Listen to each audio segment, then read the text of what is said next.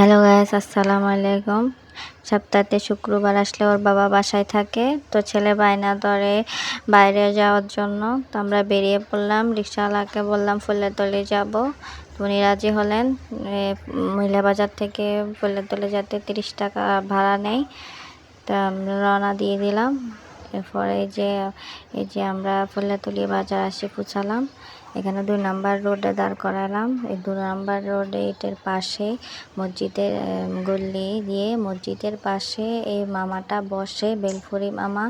উনি ফুচকা বিক্রিও করে, চটপটিও বিক্রি করে, বেলফুরিও বিক্রি করে। পাশে ওনার একটা দোকান আছে, ওখানে সিঙ্গারা, সমোসা, পেঁয়াজ এগুলো বিক্রি করে। তো আমরা এই দেখেন ওই মামার দোকানে অনেক ভিড়। তা আমরা বেলফুরি অর্ডার দিয়ে দিলাম 2 প্লেট।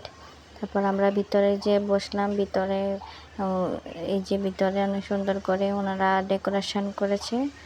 নতুন, আগে ছোট ছিল এখন বড় করছে। যে আমাদের বেলপুরি এসে পড়লো। এসে পড়ার পরে ছেলে খেতে চাচ্ছে না, ছেলের ঝাল লাগছে, ছেলে খেতে চাচ্ছে না। তারপরে ওর বাবাকে আমি খাইয়ে দিলাম, ছেলে খেতে যাচ্ছে না। তারপর এই যে আমি ওর বাবাকে খাওয়াই দিলাম। খাওয়া দাওয়ার পরে ছেলেকে খাওয়াচ্ছি, ছেলে খেতে চাচ্ছে না, বলতেছে আমি খাবো না। তারপরে এই যে খাওয়া দাওয়া করে আমরা বেরিয়ে পড়লাম। বেরিয়ে পড়ার পরে মামাকে টাকা দিয়ে, মামাকে আমরা টাকা দিয়ে দিচ্ছি। টাকা দিয়ে এক প্লেট বেলপুরি 40 টাকা করে 2 প্লেট নিলাম। এরপরে রাস্তা দিয়ে বেরোতে যাওয়ার সময় ভ্যান গাড়ি মামা দেখলাম, ওর বাবা দেখলো কিছু শার্ট প্যান্ট, কিন্তু ভালো লাগে নাই। তারপরে যে পাশে দিয়ে ঝালমুড়িওয়ালা বসছে, ছেলে ঝালমুড়ি দেখছে, ঝালমুড়ি খাবে। তো মামাকে বললাম 20 টাকা ঝালমুড়ি বানিয়ে দিতে।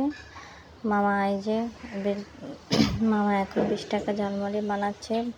ঝাল কম দিতে বলছে, ছেলে ঝাল একটু খেতে পারে না, তাই 20 টাকা ঝাল কম দিয়ে বানিয়ে দিল ছেলেকে। এই যে নিয়ে আমরা চলে আসলাম বাসায়। ভিডিও ভালো লাগলে শেয়ার করে দেবেন।